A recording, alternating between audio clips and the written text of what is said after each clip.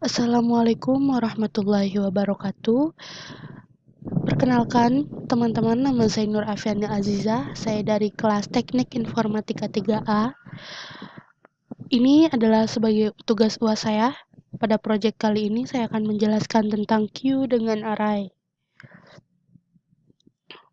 Oke. Apa itu queue? Sebelumnya kita harus memahami dulu apa itu queue dan bagaimana cara kerja dari queue. Di sini, apa itu queue?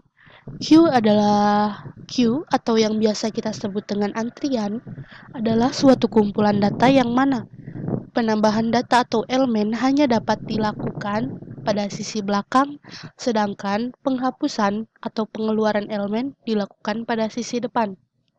Yang dimaksud di sini adalah jadi antrian itu hanya bisa diisi pada antrian depan terlebih dahulu dan pengeluarannya juga akan berada pada posisi paling depan terlebih dahulu. Yang kedua ada karakteristik pen pentingnya queue. Karakteristik penting queue adalah bersifat FIFO atau first in first out, yang artinya data yang terlebih dahulu masuk merupakan data yang akan terlebih dahulu keluar. Jadi jika kita memasukkan data yang pertama, lalu yang kedua, yang terakhir, maka data yang keluar juga adalah data yang dimasukkan pertama kali. Seperti itu. Selanjutnya, seperti halnya pada antrian yang biasa kita lakukan sehari-hari. Dimanapun, antrian dimulai dari depan ke belakang. Jika yang berada di depan belum pergi, meninggalkan antrian, maka antrian yang di belakang tidak akan ke depan dan akan terus bertambah pada antrian belakang. Di sini dimanapun dinamakan reel atau tail. Jadi di sini kan yang biasa kita lakukan pada sehari-hari, yaitu mengantri. Misalkan kita mengantri tiket pada suatu tempat, jadi yang datang pertama akan dilayani pertama dan akan beres pada pertama juga. Jadi dia juga yang akan selesai pada pertama, atau kita sebut juga dia yang datang pertama, dia yang akan keluar pertama juga. Itu yang dinamakan queue. Selanjutnya, jika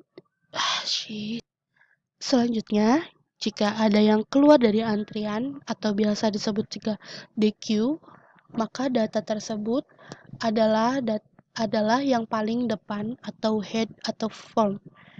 Dan data berikutnya setelah data yang keluar berupa menjadi yang paling depan, head atau front. Gitu. Selanjutnya, di sini kita bisa lihat ada operasi standar pada queue. Yang pertama ada NQ, yaitu menambahkan elemen ke antrian atau menambahkan sesuatu kepada antrian. Yang kedua ada DQ. DQ adalah penghapusan data pertama pada antrian. DQ ini merupakan kebalikan daripada NQ. Yang ketiga ada is full, memeriksa apakah ruang queue sudah penuh atau belum.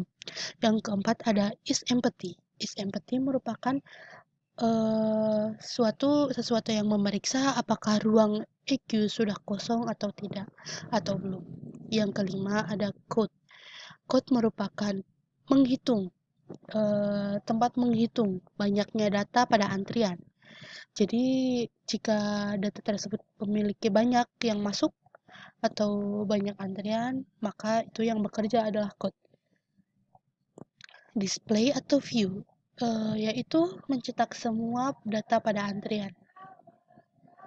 Dan yang terakhir ada history atau clean, menghapus atau membersihkan semua data pada queue atau pada antrian.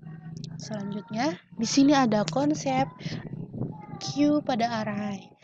Di sini ada max sama dengan 5, front sama dengan 5, dan back sama dengan 0. Di sini frontnya sama dengan 0 ya, dan backnya juga sama dengan 0. Kenapa di sini maksnya sama dengan 5? Karena di sini kita memiliki 5 space atau 5 baris. 1, 2, 3, 4, 5. Dan kenapa formnya masih sama dengan 0 dan backnya juga masih sama dengan 0? Karena pada space yang berada di sini belum terisi sama sekali. Dan di sini stacknya setiap stack itu kita harus memulai dari angka 0 terlebih dahulu. Walaupun di sini jumlahnya 5, maka di sini hanya stacknya sampai 4 karena dimulai dari 0. Ya, seperti itu.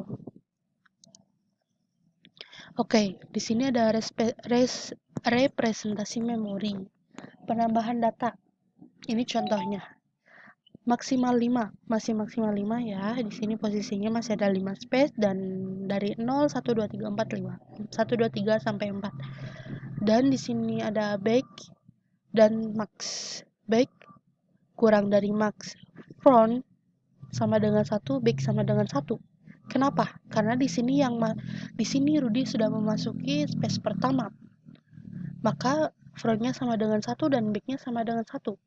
Kenapa di sini masih memiliki Kenapa di sini kenapa di sini front sama dengan 1? Karena front itu posisinya pertama. Jadi front bagaimanapun juga atau bagaimanapun banyaknya space yang terisi, front akan berada di posisi pertama. Dan di sini backnya juga masih sama dengan 1 karena di bawah belum terisi. Back akan berpindah posisi ke bawah jika posisi yang pertama setelah yang pertama terisi.